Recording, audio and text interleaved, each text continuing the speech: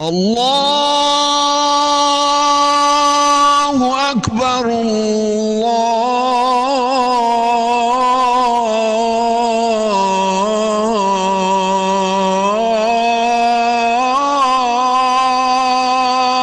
اکبر۔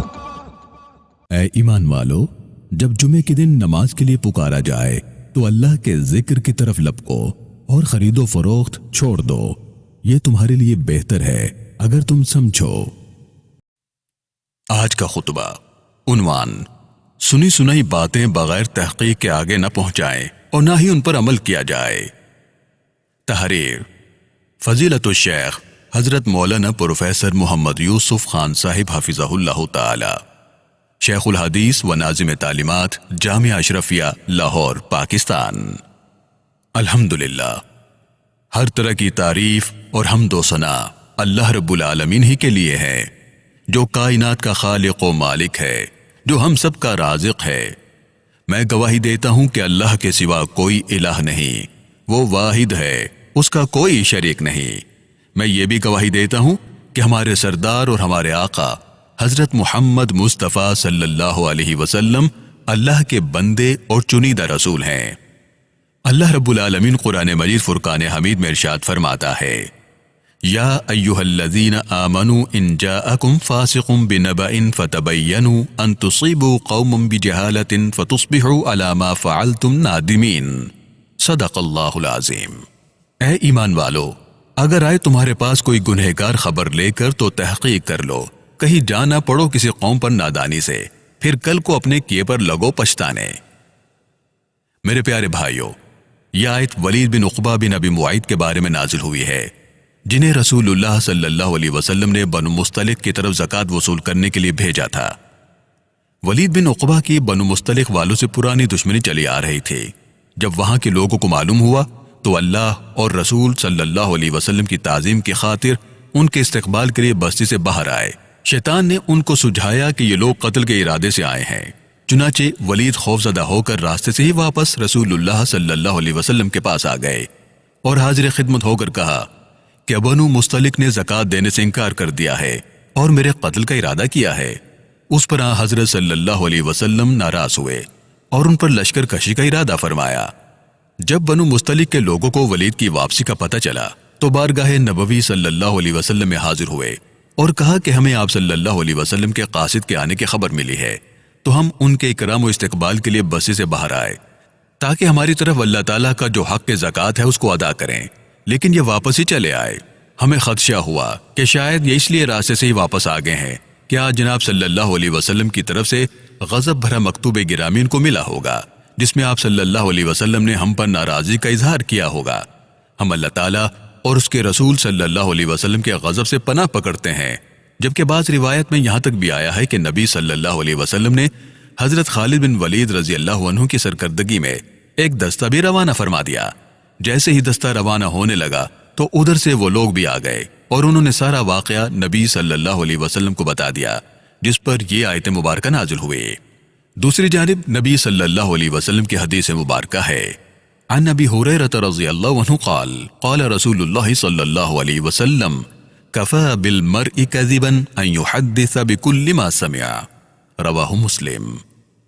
حضرت ابو ہریرہ رضی اللہ تعالیٰ عنہ سے روایت ہے کہ رسول اللہ صلی اللہ علیہ وسلم نے فرمایا، آدمی کے جھوٹا ہونے کے لیے یہی کافی ہے کہ وہ ہر سنی سنائی بات بلا تحقیق بیان کر دے۔ میرے پیارے مسلمان بھائیوں، آج کل معاشرے میں بے چینی اور بے سکونی کا بہت بڑا سبب افواہیں ہیں۔ عربی زبان میں افواہ فوہ کی جمع ہے، یعنی کئی منہ، چنانچہ افراد میں بھی یہی ہوتا ہے کہ جتنے منہ اتنی باتیں۔ اس لیے اردو میں بے بنیاد بات کو افواہ کہتے ہیں اور عربی زبان میں افواہ کو شائعہ کہتے ہیں۔ اسلام نے مومن کی شان یہ بیان کی کہ مسلمان نہ دھوکہ دیتا ہے اور نہ دھوکہ کھاتا ہے، لہٰذا ایمان والے کی شان یہ ہے کہ وہ غلط کہہ کر دوسرے کو دھوکہ نہیں دیتا، یہ اس کی شرافت کی علامت ہے، اور کسی سے دھوکہ نہیں کھاتا، یہ اس کے سمجھدار اور ہوشیار ہونے کی نشانی ہے۔ رسول اللہ صلی اللہ علیہ وسلم کے زمانے میں کفار کا ایک شاعر ابو عزہ مسلمانوں کے خلاف اشعار کہہ کر کفار کو جنگ میں بھڑکاتا تھا۔ جنگ بدر میں یہ شاعر گرفتار ہوا، لیکن آپ صلی اللہ علیہ وسلم کے سامنے وعدہ کیا کہ اگر اس مرتبہ چھوڑ دیا جائے تو وہ آئندہ مسلمانوں کے خلاف اشعار نہیں کہے گا۔ آپ صلی اللہ علیہ وسلم نے اسے چھوڑ دیا، لیکن اس نے رہائی کے بعد دوبارہ مسلمانوں کے خلاف کفار کو اکسانا شروع کر دیا۔ غزوہ احد میں دوبارہ گرفتار ہوا، پھر معافی مانگنے لگا، لیکن آپ صلی اللہ علیہ وسلم نے اس کے قتل کا حکم جاری فرما دیا، اور ساتھ ہی یہ فرمایا کہ مومن کو ایک سوراخ سے 2 دفعہ نہیں ڈسا جا سکتا، اور یہ بات ایمان والے کی ہوشیاری اور سمجھداری کی دلیل ہے۔ رسول اکرم صلی اللہ علیہ وسلم نے فرمایا، لیس الخبر کالمعائنہ، سنی ہوئی بات دیکھی ہوئی بات کی طرح نہیں ہوتی۔ اللہ تعالیٰ نے بھی سورہ حجرات کی آیت نمبر 6 میں ارشاد فرمایا، اے ایمان والو، اگر تمہارے پاس کوئی گنہگار خبر لے کر آئے تو تحقیق کر لو، کہیں تم کسی قوم پر نادانی میں نہ پڑو، پھر تم بعد میں اپنے کیے پر پریشان ہونے لگو۔ حضرت مولانا علامہ شبیر احمد عثمانی رحمہ اللہ اس آیت مبارکہ کی تفسیر میں لکھتے ہیں کہ اکثر لڑائی جھگڑوں کی ابتدا جھوٹی خبروں سے ہوتی ہے، اس لیے اللہ تعالیٰ نے اختلاف کے اسی سرچشمے کو بند کرنے کی تعلیم دی، اور یہ ہدایت کی کہ بلا تحقیق کسی خبر کو قبول نہیں کرنا چاہیے۔ لہٰذا جب تک کسی بری خبر کی تصدیق نہ ہو جائے یا اپنی آنکھوں سے نہ دیکھ لے، دوسرے کو وہ نہیں بتانی چاہیے۔ یہ بات درست ہے کہ سورۃ البقرہ کے آغاز میں اللہ رب العالمین نے متقین کی یہ صفت بیان فرمائی ہے کہ وہ اندیکھی بات یعنی غیب پر ایمان رکھتے ہیں۔ ظاہر ہے کہ مسلمان کو ہر اندیکھی بات پر یقین کرنے کا حکم نہیں۔ اگر وہ خبر اللہ اور اس کے رسول صلی اللہ علیہ وسلم نے دی ہے تو بے چون و چرا اس پر ایمان لانے کا حکم ہے، لیکن اس کے علاوہ خبر کے جو عام ذرائع ہیں ان میں جھوٹ کا احتمال موجود ہے۔ اس لیے رسول اللہ صلی اللہ علیہ وسلم نے ارشاد فرمایا، کسی شخص کے جھوٹا ہونے کے لیے اتنی بات ہی کافی ہے کہ وہ ہر سنی سنائی بات بیان کرتا پھرے۔ لہٰذا افواہیں پھیلانے میں ایک تو جھوٹ بولنے کا گناہ ہوا، اور پھر اگر خود جھوٹ بول رہا ہے اور دوسرا اسے سچا سمجھ رہا ہے تو یہ ایک بددیانتی ہے۔ ابو داود میں حضرت سفیان رضی اللہ تعالیٰ عنہ سے منقول ہے کہ رسول اللہ صلی اللہ علیہ وسلم نے فرمایا، یہ بہت بڑی خیانت ہے کہ تو اپنے بھائی سے کوئی بات کہے اور وہ تجھے سچا سمجھ رہا ہو، حالانکہ تو اسے جھوٹ بول رہا ہے۔ اب سوال یہ ہے کہ آخر افواہیں پھیلانے والوں کو ملتا کیا ہے؟ جب ماہرین نفسیات نے اس بارے میں انسانی ذہنوں اور طبیعتوں کا مطالعہ کیا تو معلوم ہوا کہ انسانی طبیعت میں یہ بات شامل ہے کہ وہ دوسرے کے دکھ کو بیان کر کے لذت و سرور محسوس کرتا ہے، لیکن یہ جب ہی ہوتا ہے کہ جب ان دونوں کے درمیان محبت کے بجائے دشمنی، بغض اور نفرت موجود ہو۔ اگر دونوں کے درمیان محبت موجود ہو تو کبھی اس کے دکھ کو بیان کر کے لذت محسوس نہیں کرے گا۔ اسلامی تعلیمات میں مسلمانوں کو خصوصی طور پر یہ سبق دیا گیا ہے کہ اپنے بھائی کو مصیبت و تکلیف میں دے کر کبھی خوش نہ ہونا، ورنہ اس کا انجام بہت برا ہے۔ اس لیے رسول اللہ صلی اللہ علیہ وسلم نے ارشاد فرمایا، اپنے بھائی کو کسی مصیبت میں مبتلا دے کر خوش نہ ہونا، ورنہ اللہ تعالیٰ اس مصیبت زدہ پر رحم کرے گا اور تجھے اس مصیبت میں مبتلا کر دے گا۔ ماہرین نفسیات کے تجزیے کے مطابق افواہیں پھیلانے کا ایک مقصد یہ بھی ہوتا ہے کہ دوسرے لوگوں کو خوف میں مبتلا کیا جائے، کیونکہ یہ چیز بھی انسانی طبیعت میں ہے کہ دوسروں کو ڈرا کر خوفزدہ کر کے لذت محسوس ہوتی ہے، یا دوسرے کو خوفزدہ کر کے اپنا مقصد پورا کر لیا جاتا ہے۔ اسلام نے اس چیز کا بھی خاتمہ کیا۔ ایک مرتبہ رسول اللہ صلی اللہ علیہ وسلم اور صحابہ کرام سفر میں تھے۔ ایک شخص سو رہا تھا۔ ایک صاحب اٹھے اور سونے والے کے قریب جا کر اس کے پاس پڑی ہوئی رسی اٹھا لی۔ سونے والا اسے ڈر گیا۔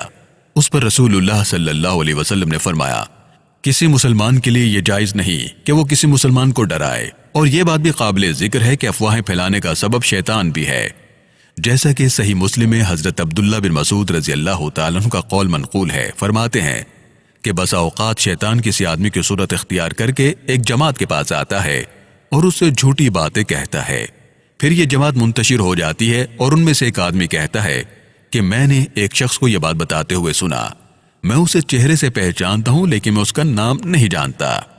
اس لیے ایک مسلمان کی شان یہی ہے کہ وہ سنی سنائی بات بغیر تحقیق اور اعتماد کے بیان نہ کرے۔ بخاری اور مسلم میں حضرت ابو ہریرہ رضی اللہ تعالیٰ عنہ سے منقول روایت میں ایک یہ بھی ارشاد نبوی ہے کہ جو شخص اللہ تعالیٰ اور آخرت کے دن پر ایمان رکھتا ہو تو اسے چاہیے کہ بھلائی کی بات کہے یا پھر خاموش رہے، اور اگر کوئی بری بات سنے تو دوسرے لوگوں کو نہ بتلائے۔ برائی کو ڈھانپ دینا ہی اللہ تعالیٰ کو پسند ہے، اور اگر دوسرا شخص افواہیں پھیلاتے ہوئے کوئی بات کہے تو اسے منع کر دیا جائے کہ بغیر تحقیق کے بات نہ کرو۔ اگر وہ اپنی بات پر پختگی ظاہر کرے، اپنی معلومات کو یقینی ظاہر کرے، تو پھر اس کے سامنے ان مصیبت زدہ اور پریشانی میں مبتلا لوگوں کے لیے دعائے خیر کر دے، اپنے آپ کو افواہوں کی لذت میں مبتلا ہونے سے ہر صورت بچائے، اور اگر افواہیں سنا کر کوئی خوف پھیلانا چاہتا ہے تو ایمان کو پختہ رکھ کر کہنے والے کے سامنے ظاہر کر دے کہ انسان کو صرف اللہ ہی سے ڈرنا چاہیے، مخلوق سے ڈرنے کی کوئی حقیقت نہیں ہے، اور جو لوگ افواہوں کی وجہ سے خوف میں مبتلا ہوں انہیں بھی صبر و تحمل کرنا چاہیے۔ خوف الہی سے آشنا کیا جائے اور دلوں کو ذکر الہی میں مصروف کر لیا جائے، اس سے دلوں میں اطمینان و سکون آئے گا۔ اللہ تعالیٰ ہر طرح کی افواہیں پھیلانے والوں کو ہدایت نصیب فرمائے اور اہل معاشرہ کو خوف و ہراس سے نجات دے کر قلبی سکون نصیب فرمائے، آمین آمین یا ارحم الراحمین۔ وآخر دعوانا ان الحمد للہ رب العالمین۔